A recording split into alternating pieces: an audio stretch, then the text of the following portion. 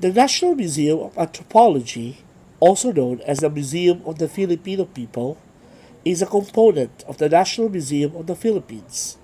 It houses ethnological and archaeological exhibitions. It is located in Agrifina Circle, Rizal Park, Manila, adjacent to the new Museum of Fine Arts building. The building was built in the year 1916 from a neoclassical design by Canadian-American architect Ralph Harrington Dwayne when he was consulting architect to the Philippine government.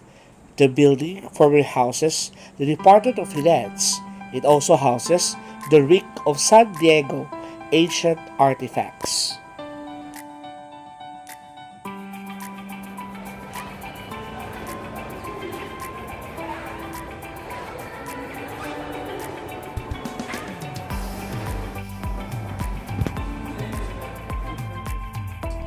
The National Museum of the Philippines has repatriated 52 Kulaman limestone burial jars from the United States, originally from the southern part of the Philippines in Mindanao.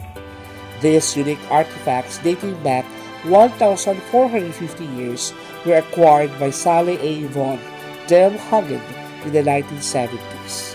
The jars highlight the ancient jar burial tradition in the Philippines and are now exhibited at the National Museum of Anthropology. Two pieces of Kulaman jars were accidentally discovered by Dulangan Manugo during a hunting trip. These artifacts were offered to Sally A. Montenhagen as she was known as a collector.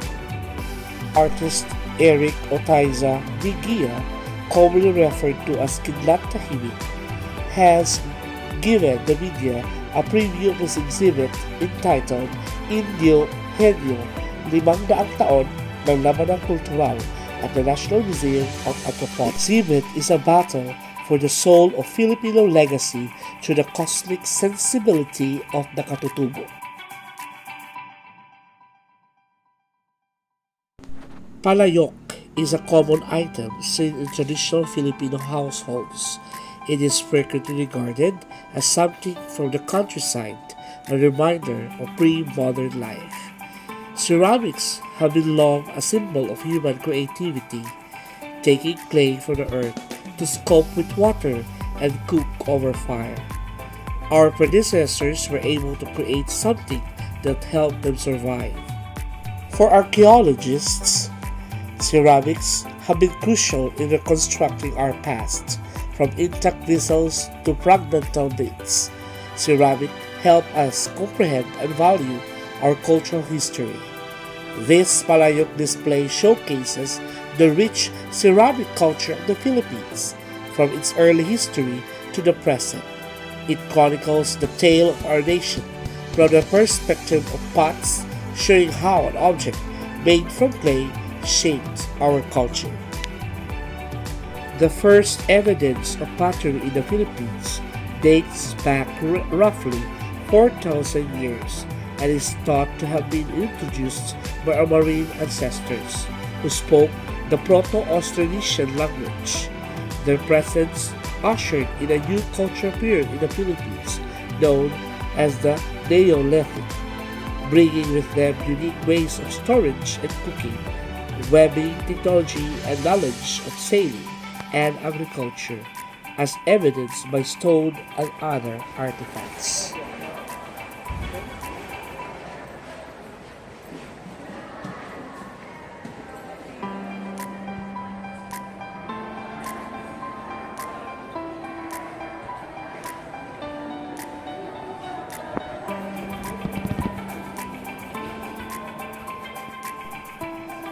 The Anitos are wooden dolls believed to be inhabited by spirits, which is called anitas. Up to this day, some people carry one for protection and guidance, others for attraction and blessings. As I stare at the small wooden craft, I imagine stories in my head. For the wooden horse, I thought of the tikbalang, a mythical creature in a humanoid shape. The tikbalangs are known to be victimized travelers by confusing their routes. On the other hand, a wooden clock of two people back to back, I think they are arguing of making telepathy. I wonder what was the inspiration behind this. Maybe one of them heard the eyes and gave each other the silent treatment.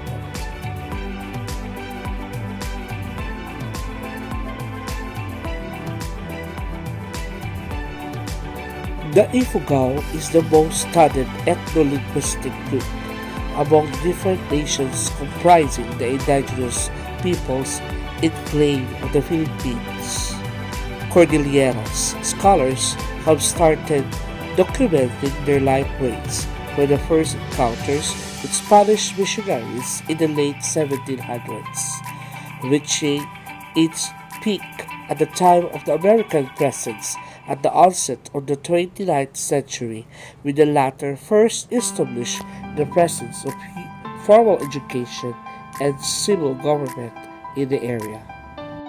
The term Ifugao is derived from Ipugo, which means earth people, mortals or humans, as distinguished from the spirits and deities. It also means from the hill, as Pugo means hill. The term Igorot or Igolate was term used by the Spanish for mountain people. The Ifugaos, however, prefer the name Ifugao. The Ifugao, like the other people of the Cordillera region, are also known for their past as headhunters. The two main reasons for the Ifugao's headhunting were honor killings and prestige. Ifugao men wear wadu, while women wear a wrap-around skirt called ampuyo, also known as tapis. On special occasions, men wear a metal bag and their bolo, or the limbatan. The bulul are carved ancestors' figures that were placed in granaries to guard the rice crop. The bulul is both the name of a class or ancestors' spirits, as well as the carvings that serve as vessels to house those ancestors. The art of basket weaving in Ifugao stands as a testament to the region's rich cultural heritage, embodying centuries of tradition and skill.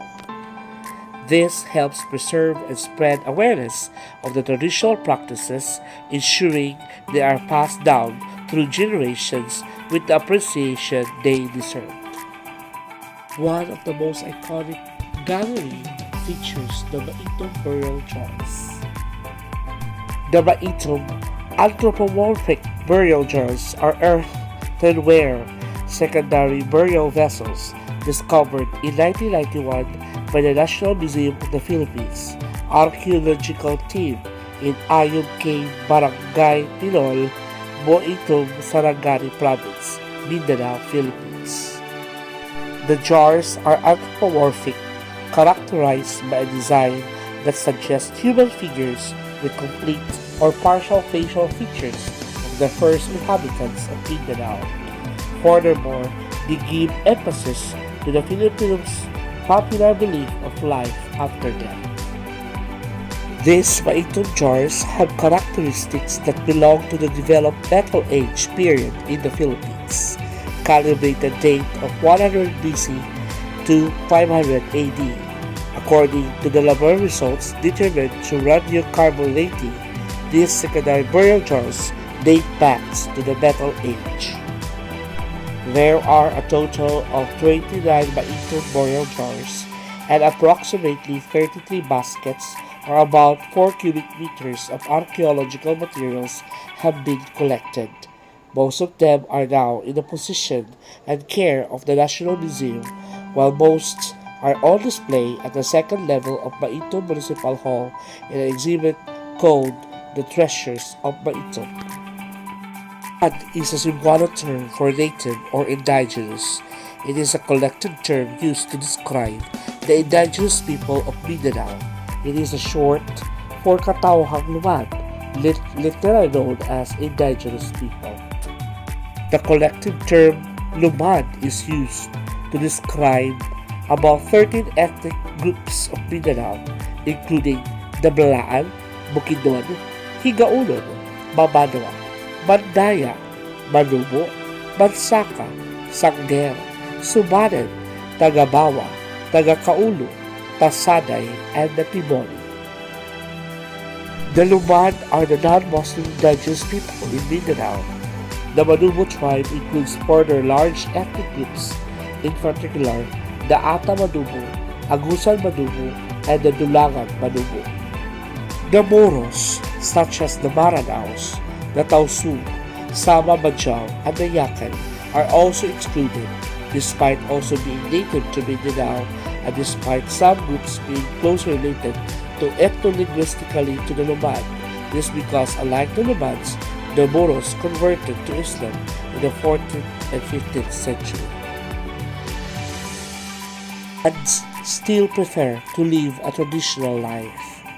They are non-Muslims or non-Christian. Instead, they believe in spirits and gods. There is a god for land, water, and for the harvest. To name a few, Lumads believe that the mountain is sacred. They also believe that death and illness or bad fate are God's way of showing anger. The offering of live animals such as pigs and chicken are common during tribal ceremonies for them to have a good harvest, health, protection, and thanksgiving. Many of its neighbors, the Bagubo community is ruled by a class of warriors named as Bagani and Bagani. The elaborate dress and personal adornment of Bagubos are famous among anthropologists. The Tiboli and Tinuray are also acknowledged for their baskets, trinkets, bracelets, and earrings created of brass. The Tibolis Dinalak are prized fabrics deemed to be inspired by the dreams of the women humans.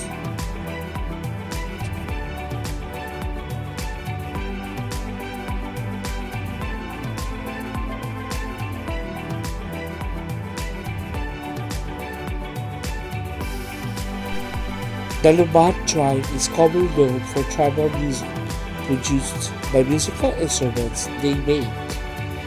Most of their musical heritage consists of various types of agong in cymbals composed of large hanging, suspended or held bossed knob gongs that act as a drone without any accompanying melodic instrument. For many years, the Lumads were forced to physically defend their right to control the ancestral territories against corporate plunder and militarization. When the migrants came, numerous Lumad groups went into the mountains and forests. These places are also the sites of the armed conflict between the New People's Army and the armed forces of the Philippines. Caught in the conflict, the education, property, and security of the Lumad people were endangered because of the increasing amount of violent confrontation by armed forces. Lumads are often associated with handicrafts like rattan baskets, bags, and mats. By using resources and materials, they can develop products that become income-generating options for them. Yet making the initiative sustainable is a challenge for many of our Lumad communities. The traditional arts of the Lumads includes weaving, metalsmith, pottery, wood carving, and goldsmith. These are famous all over the country and are valued both by the locals and tourists. The Balul ornate carvings are a specialty in the southern Philippine island. The native Philippine products like wooden or rattan furniture and handicrafts, wooden abaca or pinya cloths, and handmade carved toys or trinket usually finds in rural areas and Lumad places. Bulul or Ifugao rice god is a carved human figurine into which a certain class of Anito is said to incorporate itself with worship. Bululs are kept in the house or granary and are usually made in pairs. They are carved of Nara wood, which represents wealth, happiness, and well-being. Every step in the production requires a ceremony, from tree collection to arrival at the owner's house. A consecrate bulul has been bathed in pig's blood, had been recited to it, and received offerings of wine, ritual boxes, and rice cakes.